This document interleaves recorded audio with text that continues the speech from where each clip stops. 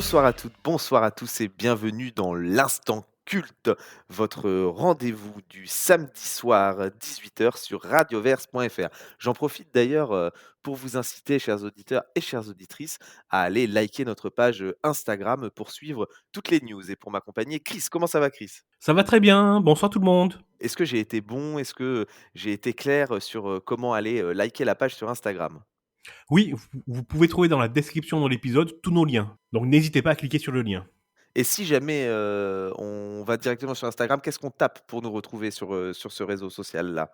Alors vous faites une recherche sur la nuit du dimanche et vous tomberez sur l'Instagram de la radio, en tout cas de la boîte de production qui produit les émissions de la radio.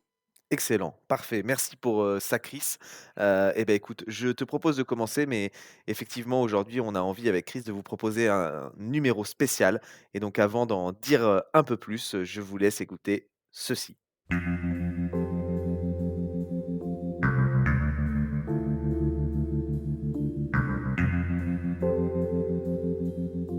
Effectivement, émission spéciale aujourd'hui, car dans l'instant culte, nous allons pas, parler d'un film, ou d'une série à proprement parler. Non, nous allons parler d'un réalisateur et nous allons rebaptiser pour l'occasion, l'émission Réal Culte. Réal Culte pourquoi? Et qui va s'articuler autour du célèbre David Lynch. Pourquoi ce choix, Chris? Parce que c'est un réalisateur culte qu'on aime tous les 2 je pense et qu'il est décédé récemment. Exactement, le 15 janvier 2025, David Lynch, a passé l'arme à gauche, comme on dit. Il a tiré, son dernier, rideau, sur scène et effectivement, avec lui s'envole, toute une œuvre exceptionnelle, qu'il a fait, durant toutes ces années. Alors, est-ce que tu peux nous dire un peu déjà qui était David Lynch, Chris? Il a grandi dans les années 50 dans une petite ville, américaine, au tréfonds, de la campagne. Et son premier souvenir, il raconte, c'est qu'il, marche dans la rue et qu'il croise une femme à poil, qui déambule dans les rues de façon hagard. Et si tu connais la filmographie, tu connais cette image-là parce qu'il a réutilisé dans Blue Velvet. Exactement, tout à fait. Et là, on voit son inspiration. Comme tous les artistes, il s'inspire de son enfance, des premières impressions qu'on a, quand on est enfant et dans cette espèce d'irréalité, d'incompréhension du monde des adultes. Et je trouve que ça donne quand même légèrement une petite clé de son œuvre. C'est vrai, tout une clé, tout en mystère comme a pu l'être, en tout cas, l'entièreté de son œuvre, tout au long de ces années. Tout au long de ces années, pourquoi? Parce que, bon, c'est un réalisateur qui a commencé, sa carrière, tôt, hein, puisque le premier film qu'il a, réalisé, enfin, c'était un court métrage d'ailleurs, parce qu'il a commencé comme beaucoup par des courts métrages, c'était en 1966. C'est pas récent. C'est pas raison et ce qui est amusant, c'est il a pas démarré par le court-métrage, classique. Il a commencé par faire de la peinture et c'est via la peinture qu'il a bifurqué vers le court-métrage. C'est-à-dire qu'à un moment donné, il a peint une peinture, il a regardé, c'était une peinture d'arbre, si je me souviens bien, et il s'est dit: «Mais ce serait bien que ces feuilles bougent au gré du vent pour qu'on puisse voir et ne plus voir, la lune, autour». Et c'est comme ça qu'il a commencé le court métrage, en animant des tableaux, en fait. En animant des tableaux via une caméra à 400 à l'époque. Un génie donc et j'ai envie de dire quelqu'un de visionnaire et en avance sur son temps, sans doute. Ouais, on voit dès le début que ce qui l'intéresse, c'est l'image, quoi. C'est Mmh. la sensation qu'on a en regardant une image. C'est ça qui est fort. Et tout à fait et donc arrivent ensuite les années, 80 donc hein, de 66 à 80, il tourne plusieurs courts métrages et vraiment la consécration pour lui Et tu sais à qui on doit Elephant Man? Parce que c'est Elephant Man, hein, dont tu parles. exactement en 1980, Elephant Man, le 1er gros succès en tout cas de David Lynch. Est-ce que tu sais qui le met aux commandes de ce film? Qui le met aux commandes? C'est-à-dire quel producteur, l'engage pour, réaliser ce film? Oui, parce qu'au départ, ce n'est pas son sujet. Il a été recruté pour filmer cette histoire. Mmh, tac, tac, tac et qui ce serait? Oh non, c'est une très bonne question ça et qui donne-moi un petit indice, c'était un Ouais, producteur, très connu à l'époque? ouais, je vais te donner des indices. Est-ce que attends, Je j'essaye, une réponse sans indice et je dirais, allez de but en blanc comme ça, Francis Ford Coppola? Oh non, non, non, Non, pas du pas tout, du pas tout, du tout, OK. pas du tout. Ouais, c'est un producteur qui a aussi fait des films, qui a vu son tout premier film Eraserhead et qui a dit: «Mais ce mec-là est un génie et je le veux», qu'il a imposé au studio et donc il est allé le chercher et ensemble, ils ont, reconstruit, on va dire, le scénario. Même si c'était un film de commande, David Lynch a quand même mis énormément de lui dans ce film. Et pour les réalisateurs, nous, on le connaît plutôt comme un comique, plutôt. Un film comique un peu absurde. C'est le maître à penser de Jerry Seinfeld, donc, dont on a parlé en 2024 pour son excellent film Unfrosted. Oh, bah, alors là, je ne saurais qui te dire. C'est Mel Brooks. Mel Brooks, ah! Mel Brooks, c'est Mel Brooks qui allait le chercher pour Elephant Man. Mel Brooks est allé le chercher et il a imposé pour ce film. Je trouve ça beau parce qu'il lui a fait confiance directement. Et il a eu une attitude, je trouve, normale, quoi. Il pense que c'est un génie, donc il va le chercher pour produire son autre film. Et c'est pas ce que tout le monde a fait. Parce que, je m'explique, récemment, on a eu un tweet d'un génie aussi du cinéma américain, qui a dit à quel point il trouvait que David Lynch était son héros, et qui pourtant n'a jamais été le chercher pour produire son film. Est-ce que tu vois de qui je parle? Oui, bah, je dirais, Steven Spielberg. Je trouve ça fou de pas financer une personne quand on a les moyens de le faire. Surtout quand on est Steven Spielberg, qu'on a une boîte de prod qui est multimillionnaire, Mmh. et de laisser galérer quelqu'un qu'on pense et qu'on considère comme un génie, et qui n'a surtout pas fait de film depuis l'échec au cinéma d'Inland Empire. Ouais, ouais, non, mais complètement, hein, ça c'est sûr, mais bon, qu'est-ce que tu veux? Des fois, l'ego surdimensionné de certains réals ou producteurs, peut, malheureusement, prendre le pas sur le génie qu'on peut trouver chez d'autres. Bah tiens, c'est peut-être ça le problème, hein, parce qu'il était réputé, David Lynch, pour être accro aux détails, hein. Sur Ouais, Inland Empire, il a tout voulu faire, hein. Les décors, le maquillage, il était attaché aux détails de façon maladive. et peut-être que ça lui a porté préjudice, en tout cas, aux yeux de certains. Peut-être, Donc hélas. voilà. Donc voilà notre David Lynch, hein, parti en 1980 avec un énorme succès qui est Elephant Man, et 4 ans plus tard, il revient avec un film qui s'appelle Dune. Donc Dune, hein, on en a déjà parlé, au travers, d'autres émissions, mais une adaptation, du livre éponyme et best-seller, sur la saga, guerrière intergalactique, de Paul Atreides. Et là, déjà, première déconvenue, parce qu'on rentre dans l'univers, dans un univers pas inventé par David Lynch, mais qui nous est servi à la sauce David Lynch, et qui déjà, a commencé à diviser en 2 catégories un peu les les gens qui suivaient Lynch, sur sa carrière. Ouais, c'est-à-dire que c'est un vrai film de commande. Il n'a pas eu la liberté qu'il aurait aimé avoir. Et il l'a Il dit était d'ailleurs, hein. très contrôlé par, pardon, vas-y? Non, je dis il l'a dit d'ailleurs, et je crois même qu'il a, qu'il a un peu regretté d'avoir fait ce film. Mais bon, en même temps, on est très loin en tout cas, de ce que pouvait, nous proposer, David Lynch, et de ce qu'il animait réellement. Parce que lui, il était quand même beaucoup plus orienté vers des films, un peu policiers, thrillers, drames, voilà, on était loin en tout cas de la science-fiction, pure et dure. Et c'est ce qu'il fera revenir en tout cas, quelques années plus tard, 3 ans plus tard, avec, l'exceptionnel, Blue Velvet. Ouais, et d'ailleurs, pour terminer, avant de passer à Blue Velvet et pour terminer avec Dune, est-ce que tu sais, donc ça a été un échec, hein, Dune au box-office, un échec total, mais est-ce que tu sais, la réaction de son producteur qui s'appelle Dino De Laurentiis? Dino De Laurentiis, c'est un super nom, ça va être mon pseudo, tiens, Dino De Laurentiis. Bref, Dino De Laurentiis, suite à l'échec du film, il a proposé quelque chose à David Lynch. Est-ce que tu sais quoi? Ah non, absolument pas. Eh beh, il avait tellement souffert, David Lynch, Le tournage pendant de le Dune? pendant le tournage, et comme Dino De Laurentiis trouvait que c'était aussi un génie, tout comme le pensait Mel Brooks, il lui a dit: «Bon écoute, voilà 6 millions, tu as carte blanche pour ton prochain film». Et c'est là qu'arrive Blue Velvet? Et c'est comme ça que naît Blue Velvet.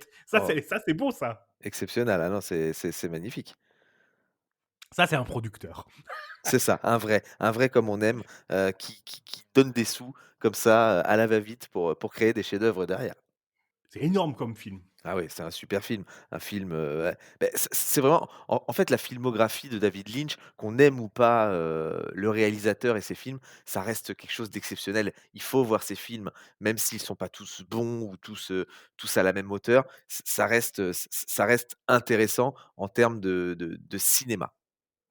Ouais, en fait, devant un film de David Lynch, il faut surtout accepter de ne pas comprendre ce qu'on va regarder dans un premier temps. Il faut vraiment accepter de sortir du cinéma en se disant, OK, qu'est-ce que j'ai vu? Quels sont les éléments que je n'ai pas? Quels sont les éléments qui m'ont été suggérés? Comment je relie la scène du début avec la scène du milieu et la scène des 3/4? Ouais, c'est Heu, ça.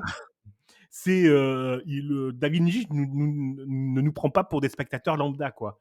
Il nous dit, «Je vais t'emmener ailleurs, mais je te mets sur le début du chemin, puis tu te démerdes après». Voilà, exactement et non, mais c'est ce qui est très beau, hein, chez David Lynch. Donc voilà et puis, après Blue Velvet, hein, est arrivé, quelques années plus tard, en tout cas, l'exceptionnel Twin Peaks. Ouais, l'exceptionnel. Mais moi, je suis rentré dans l'univers de David Lynch grâce à Twin Peaks. Mmh. Et je me demande si on n'est pas beaucoup dans ce cas-là, en fait.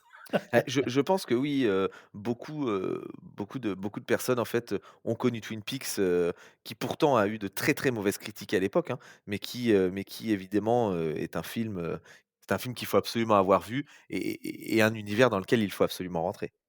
Ouais, exactement. Et je rectifie, je m'aperçois que tu parles du film et non pas de la série. Oui, Donc tu parles de Twin Peaks Fire va Walk with Me, oui, tout à fait. merci pour mon accent, qui est post les 2 premières saisons de la série qui en contient 3.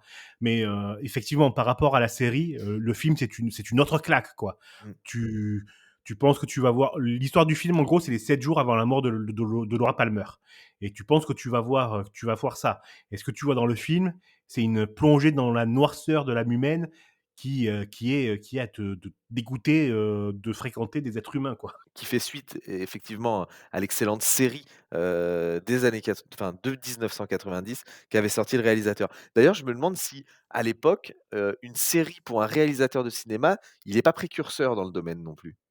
Non seulement il est précurseur là-dedans, mais il est aussi dans le scénario de la série. C'est-à-dire que c'est quelque chose qui n'avait jamais été fait.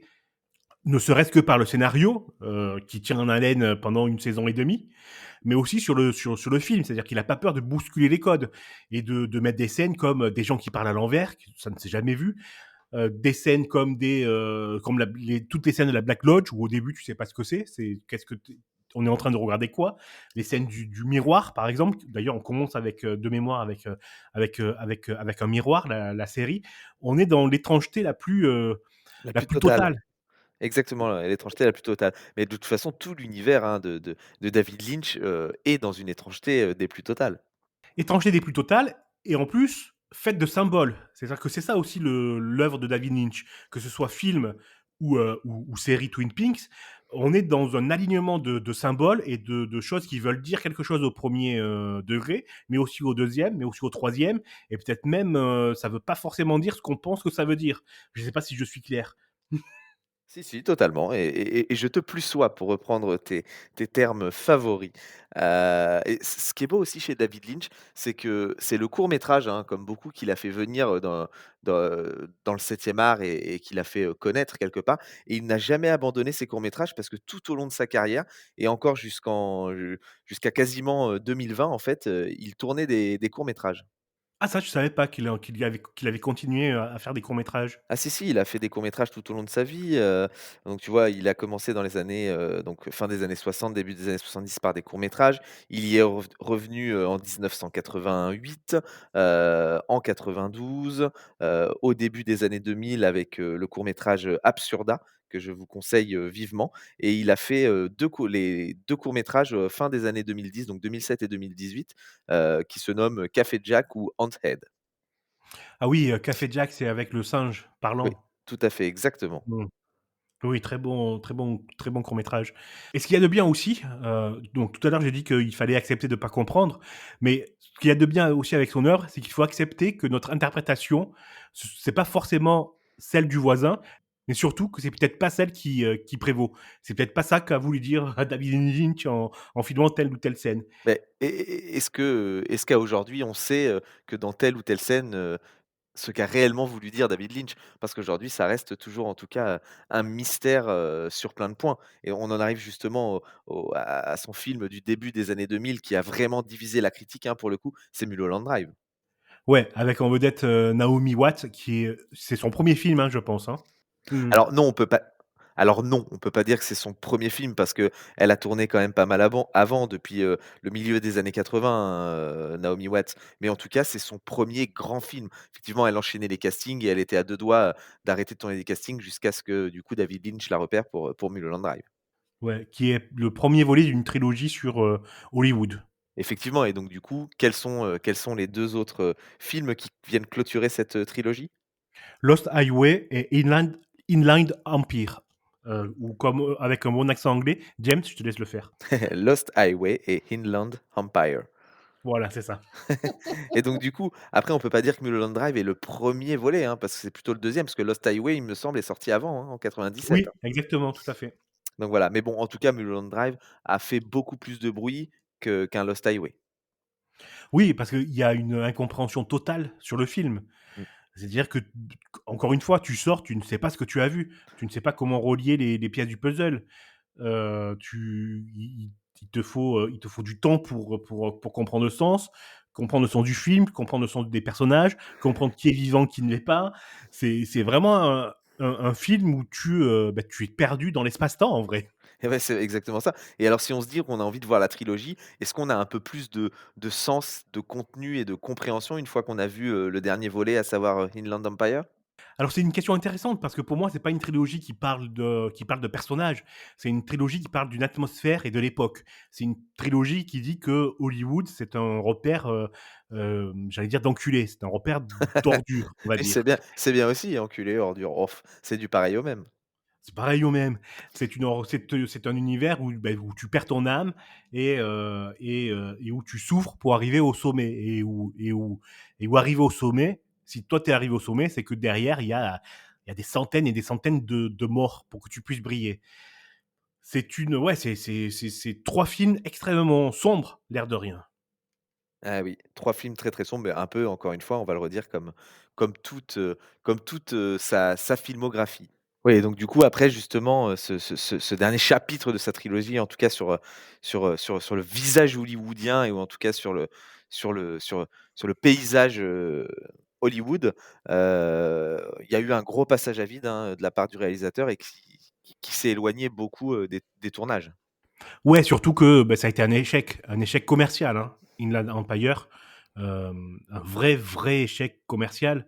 Et Hollywood étant ce qu'il est, si tu ramènes pas du fric, tu n'es plus rien. Exactement et c'est un peu en tout cas, je pense ce que se sont dit pas mal de producteurs et de studios. Bon pourtant, le génie était toujours là. Alors il refait une percée quand même, hein, en revenant avec une 3e saison de Twin Peaks à la fin des années 2010. Ouais, qui poursuit cette vision sombre de sa dernière trilogie. C'est-à-dire que, Twin Peaks, dans les 2 premières saisons, il y avait de l'humour, il y avait de l'absurde. Tu souriais, tu rigolais même parfois en regardant les épisodes, même si ça parle, d'un fond, très sombre de l'humanité. Mais là, la troisième saison, l'humour cherche le bien, hein. Ouais, c'est clair, bah, il y en a pour ainsi dire, pas du tout. Ouais, on est, voilà, dans la troisième saison, on a tous perdu, quoi. On a tous perdu au grand jeu du bien contre le mal. C'est C'est ça. pas le bien qui a gagné. Ouais, bah, de toute façon dans l'œuvre de David Lynch, hein, le bien l'emporte, que trop rarement. Ouais, je sais pas, parce qu'il a quand même, enfin, il croit quand même, moi, je pense, hein, en l'humanité. C'est-à-dire que c'est leur Elula, j'ai du mal c'est quand même une histoire d'amour, quoi. Mmh mh. D'une histoire d'amour, qui te dit, si tu peux pas aimer, outrageusement, à fond les ballons, ça sert à rien d'aimer. C'est quand même beau, même si tout le reste est sombre. Ouais, oui et oui, oui, mais complètement, mais bon, à côté de ça, hein, c'est la part de noirceur qui trop souvent l'emporte et je pense que la noirceur, l'a emporté aussi un peu, sur son œuvre, régulièrement. Ouais, ça, je peux pas te contredire. Moi, j'ai une question à te poser, parce que c'est vrai que du coup depuis, 2017, hein, on n'a plus vu, hormis du court métrage, on n'a plus vu, David Lynch, en tout cas à la réalisation, mais on l'a vu dans un autre projet en tant qu'acteur. Parce qu'il faut savoir que de temps en temps, il avait une part un peu, d'acteur. Est-ce que tu sais dans quel film, il y a, 2 ans et demi, 3 ans, il a interprété un rôle? Oui, je le sais, on en a parlé tout à l'heure, en tout cas de son réalisateur. Il a tourné pour, Steven Spielberg dans le film The Fabelman. Et il jouait John Ford. Exactement, ouais. Eh Le ouais. mentor de Spielberg, joué par le héros de Spielberg. Ouais, et du coup, c'est un peu fou, hein, quand on sait que Spielberg, à un moment, a fait un peu un pied de nez justement à David Lynch, qu'il a pas forcément voulu, lui tendre un peu la main et que derrière, David Lynch ait accepté de jouer justement un mentor à travers son film Fablesman. Eh ben, OK, je j'ai une dernière question pour toi, James. eh ben, je C'est t'écoute. sur, ouais, c'est sur, son autre carrière, parce qu'on a vu, c'est un réalisateur, c'est un peintre, un dessinateur, il a fait beaucoup de lithographie. On n'en a pas parlé, mais ça existe aussi. Mais il a aussi fait de la musique et notamment pour une chanteuse française. Il a fait un remix, c'est la dernière, réalisation musicale qu'il a faite. C'était en mars 2024, il me semble. Est-ce que tu sais pour quelle, chanteuse française il a remixé un de ses titres? Oh, alors ça, c'est une très bonne question. Ah non, j'aurais pas du tout la réponse, mais, est-ce que tu peux me donner un indice peut-être? Ouais, je peux te donner un indice, c'est aussi une chanteuse culte, très aimée de ses fans, Ouais, oui. a qui a eu une série de concerts, récemment, en octobre. Ah, est-ce qu'elle est aussi barrée que lui? Je pense qu'il y a des chances. Et je dirais Mylène Farmer comme ça. Exactement, il a Ah oui. remixé un titre de Mylène Farmer qui est, «Je te rends ton amour». Eh ben, écoute, je ne savais pas, mais merci de m'avoir appris cette information en tout cas. De rien. Eh ben, écoute, je pense qu'on a fait le tour en tout cas de la carrière de David Lynch et on a voulu rendre cet hommage en tout cas à travers l'instant culte et donc cette, séance exceptionnelle, qu'on a rebaptisée, Réal Culte. On a voulu rendre hommage, à ce parfois trop incompris, réalisateur. Ouais, en 20 minutes, c'est court. Moi, je vous conseille, vraiment d'aller écouter, la vidéo de Pacom Tuilman sur, les influences et la signification de Mulholland Drive. C'est sur Blast. On mettra le lien, dans la vidéo et en règle générale, je vous recommande aussi le livre sur, David Lynch du même Pacom Tuilman. Ouais, bah, super et ben merci en tout cas pour toutes ces précisions. Merci d'avoir passé ces 20 minutes, avec moi Chris pour en tout cas, rendre, la part belle, à ce réalisateur David Lynch que nous en tout cas tous les 2 nous affectionnons tant. Ouais, merci à toi. Et ben écoute, est-ce qu'on se quitte sur une petite musique, une chanson, quelque chose? Ben, on va écouter, Mylène Farmer, Je te rends ton amour, remixé par David Lynch, bien Et sûr. ben voilà, évidemment, ça clôture bien, en tout cas, tout ce débat que nous avons eu, pendant une vingtaine de minutes. Je te dis à la semaine prochaine Chris pour l'instant culte. À la semaine prochaine. Allez, ciao tout le monde, belle soirée, bon week-end et prenez soin de vous.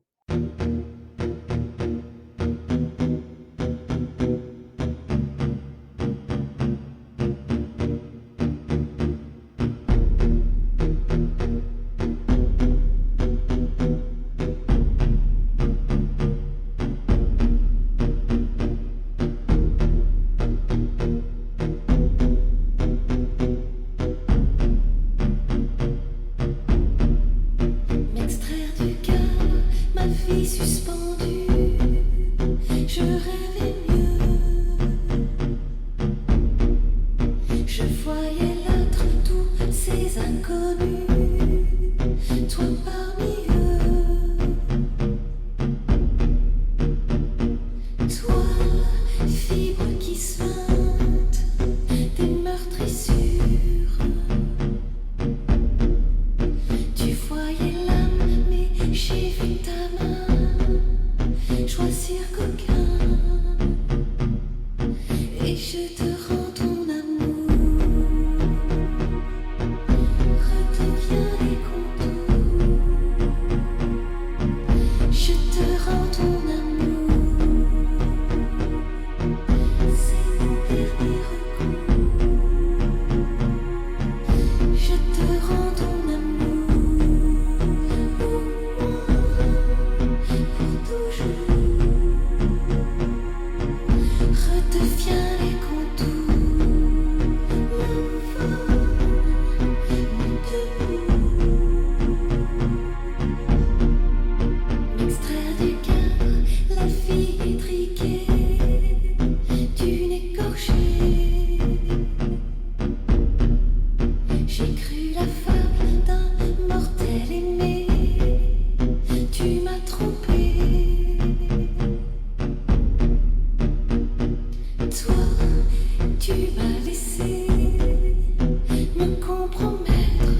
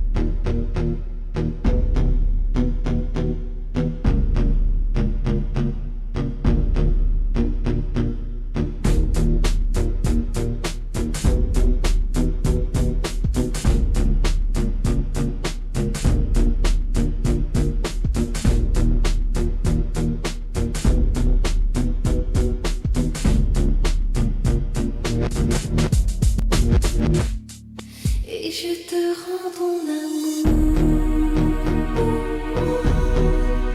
pour toujours. Je te rends ton amour et trop beau.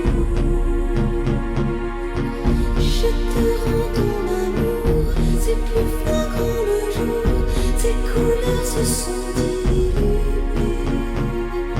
Et je reprends mon amour, redeviens les contours de mon sommet précaire gilet. Et je te rends ton amour pour toujours. Je te rends ton amour et trop beau. Je te rends ton amour, c'est plus flagrant le jour, tes couleurs se sont diluées. Et je reprends mon amour, redeviens les contours de mon sommet précaire gilet.